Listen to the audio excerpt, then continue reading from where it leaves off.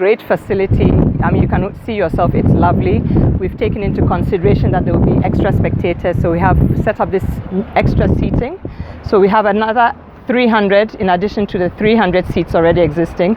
We're going to cover it because during the day the sun is very hot.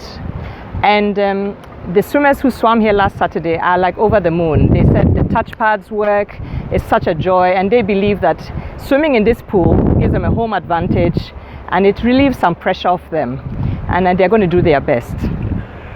Let's talk about what you're expecting for this competition in terms of number of people, athletes and officials from all around the continent. Okay, we're expecting about 150 swimmers. There's a technical team coming from all over Africa. There's about between 4 and 6 of them. Then we have all the federation heads of the 22 countries that are participating. That's including Ghana. We also, for the first time, have like a non-aligned team, which is coming from the FINA Development Center in Senegal. They've asked to bring 10 swimmers, some from Senegal, some from Mali, some from Djibouti, Burundi. So that will also be interesting because those are the highest level swimmers coming to compete against the country national teams.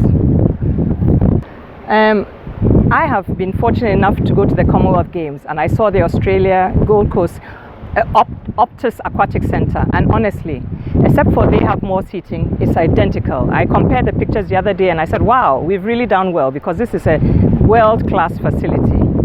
I'm excited because for the first time we're going to be able to show the Ghanaian public and beyond that we have the ability to host a world-class swimming competition. And we've done it, I know we've done it for football, we've done it for badminton, table tennis, but this is the first time that swimming is going to get that international platform, and we are going to live up to the expectations.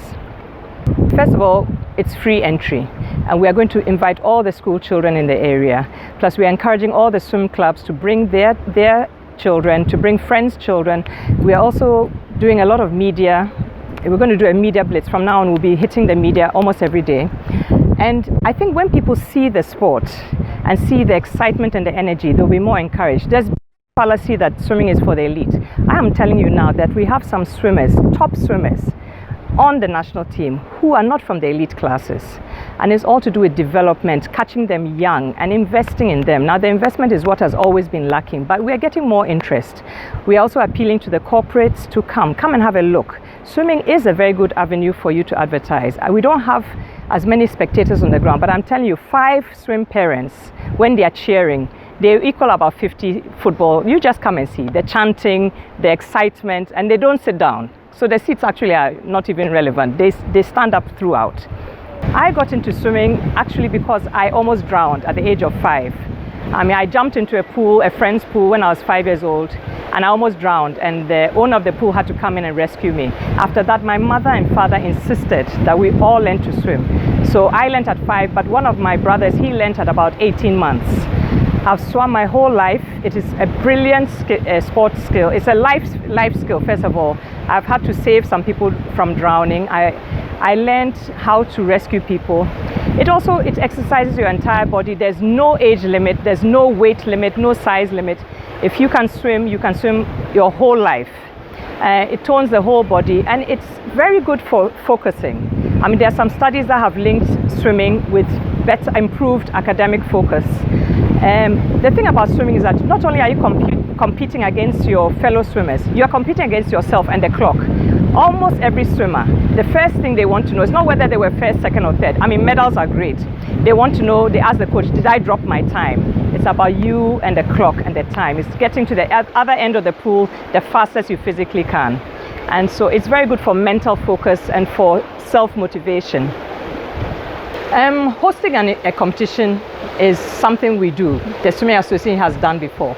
So what we've done, we've pulled together different people with different skill sets. We've got people who have already been on LOCs for football, for athletics, and we pulled that. We're not trying to reinvent the wheel, we're trying to improve it.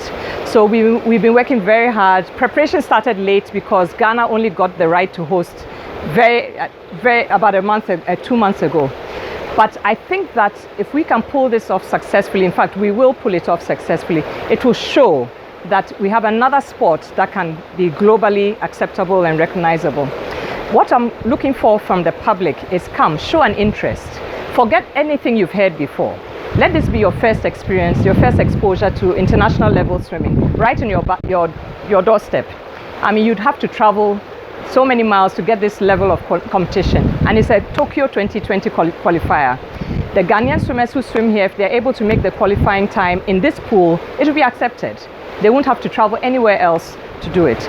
We're looking for our local stars to do better, and we're looking for the new discoveries to also show that they are coming up.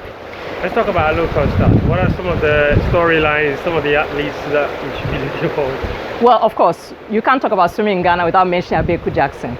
But we also have his two brothers who are also phenomenal swimmers. We have some females, we have Maya Yawere, we have Rebecca Asari, we have some foreign-based swimmers who are coming. They've medaled in other Africa Zone 2 competitions in Dakar, in Lagos.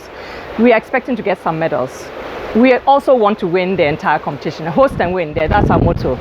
So it's going to be exciting. Come. And Corporate Ghana, we are looking to you, support us. Some of you have already stepped up to the plate. There are others who I know, if you see this competition, you will be encouraged.